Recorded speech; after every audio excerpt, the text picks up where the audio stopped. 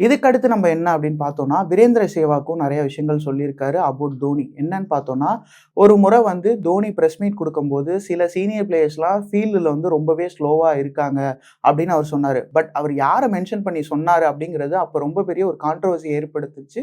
அது யார குறிப்பிட்டு சொல்லியிருந்தாரு அப்படின்னு பார்த்தா, வீரேந்திர சேவாக்க தான் குறிப்பிட்டு சொல்லியிருந்தாரு அப்படின்னு வெளிலவே போயிருக்கு. அதாவது ஒரு இன்டர்னல் மீட்டிங்ல அவர் சொன்னது, வெளியில வரைக்கும் போய் அது ரொம்ப பெரிய விஷயமாகி, ஷேவாக் வந்து இத வந்து ரொம்ப பெரிய விஷயமா சொல்லிட்டு இருந்தாரு. என்ன சொன்னாரு அப்படின்னு பார்த்தோம்னா, அவரு இத பத்தி என்கிட்ட பேசியிருக்கலாம். என்கிட்ட பேசாமலே இந்த மாரி வெளியில சொன்னது, இன்னைக்கு ரொம்ப பெரிய ஒரு கான்ட்ரோவர்சியா ஆகிடுச்சு அப்படின்னு சொன்னாரு. இப்போ வீரேந்திர சேவாக் வந்து இதே போல இன்னொரு பாட்காஸ்ட்ல வந்து ஒண்ணு பேசியிருந்தாரு. அது ரொம்ப சமீபத்தில தான் பேசியிருந்தாரு. ஒரு முறை இந்தியா பார்த்தீங்கன்னா, தோனியோட கேப்டன்சில சிபி சீரிஸ், ட்ரை சீரிஸ வந்து வின் பண்ணியிருப்பாங்க. அத வின் பண்ணும்போது, 5 மேட்ச் வந்து ஷேவாக்கு வந்து சான்ஸ் குடுத்துப்பாங்க. கடைசி 3 மேட்ச் வந்து ஷேவாக்கு சான்ஸ் குடுத்திருக்க மாட்டாரு தோனி. இந்த விஷயம் வந்து என்ன மனதளவுல ரொம்ப பாதிப்பை ஏற்படுத்துனுச்சு.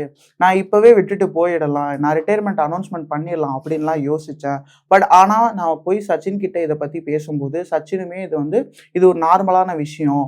இந்த மாரி பேச வந்து நானும் என் லைஃப்ல பார்த்துருக்கேன். ஸோ வந்து உன்னுடைய டெசிஷன வந்து இன்னும் கொஞ்சம் தள்ளி போடு. கொஞ்சம் பொறுமையா யோசி அப்படின்னு சச்சின் சொன்னனால தான் நான் அப்ப வந்து அந்த ரிட்டயர்மென்ட்டே எடுக்கல.